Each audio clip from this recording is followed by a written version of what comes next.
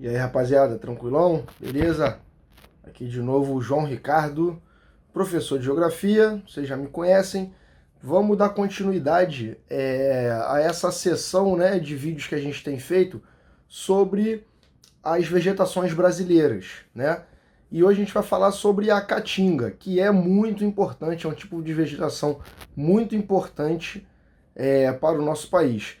Parece que é pouca coisa, mas a Caatinga abrange uma área de quase 10% do território nacional, tá? Originalmente, a Caatinga ela estava presente em quase 10% do nosso território.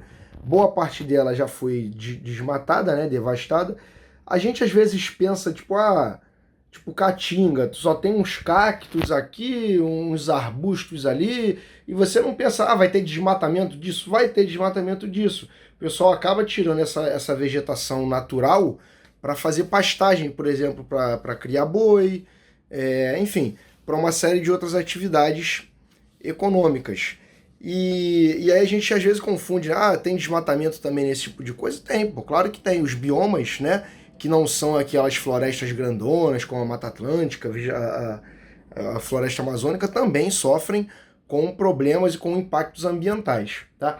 E a caatinga, ela é muito importante porque ela tem uma biodiversidade extremamente interessante, tá? Se você pegar os tipos de vegetações, os biomas aí pelo mundo habituados, né, a climas secos, semiáridos, como é o caso da caatinga, a caatinga, entre esses, é um dos que mais apresenta biodiversidade. Várias e várias espécies diferentes, tanto de animais quanto de vegetais, tá?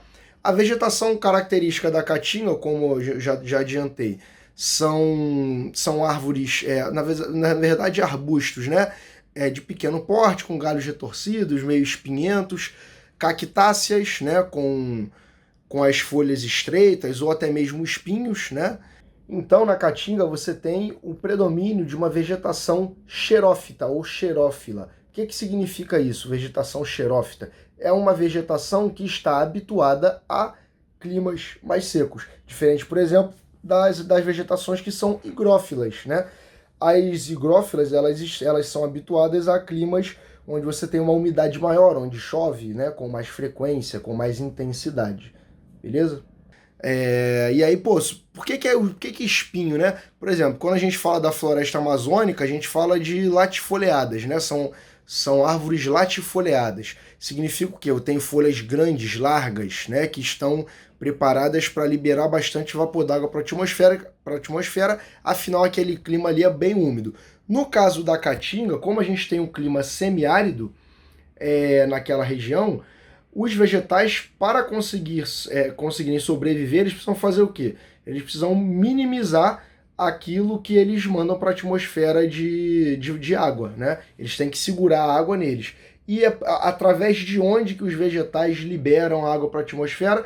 Quando entra em contato com a radiação solar, através das folhas. Então, por um processo de adaptação mesmo, biológica, natural, ao longo dos milhares, milhões de anos, aqueles vegetais dessa região, eles acabam, ao invés de apresentar folhas, apresentam espinhos, beleza? Por quê? O espinho é pequenininho, fininho, a superfície de contato dele com a radiação solar é pequena, então naturalmente ele libera menos vapor d'água para a atmosfera, né? Então você vai ter naquela região uma presença muito grande, além desses pequenos arbustos, também de muitas cactáceas, né? Tem o xique-xique, mandacaru, umbuzeiro, que são alguns vegetais bem típicos e característicos dessa região.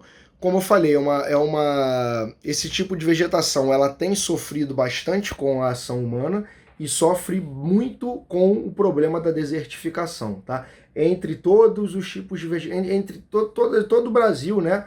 As áreas cobertas por caatinga, o cerrado muito também, são as mais ameaçadas pelo processo de desertificação, que muitas vezes é agravado pelo ser humano, tá bom? Só um detalhe, a caatinga, pessoal, ela fica onde? Sertão nordestino, né? Então, a área de ocorrência da caatinga é principalmente no sertão nordestino. Você encontra a caatinga originalmente em todos os estados do Nordeste, né, na parte do sertão, e também no norte de Minas Gerais, tá? O norte de Minas também tem uma parte com clima semiárido, onde naturalmente você vai encontrar ali a vegetação da caatinga. E além do clima, tá? A vegetação da caatinga ela também tem que ser habituada a solos bem rasos, né? Os solos do semiárido, do sertão nordestino, eles são bem áridos, bem rasos. E são rasos por quê? Porque se eu tenho naturalmente pouca chuva, o processo de intemperismo, principalmente químico, sobre aquelas rochas e sobre aquele material que já está no solo, é um processo bem menor do que se você tivesse uma grande quantidade de chuva.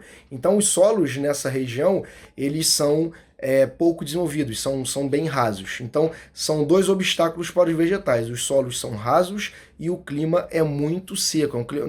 Detalhe, não chega a ser desértico, tá? Não é um clima árido, é um clima semiárido, mas que chove realmente bem pouco, as chuvas são bem irregulares.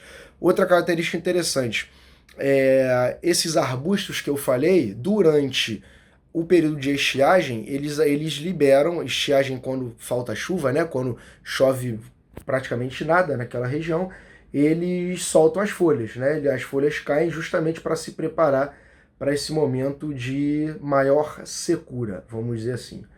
Beleza, gente? Então é isso, basicamente, sobre a caatinga que eu precisava falar com vocês.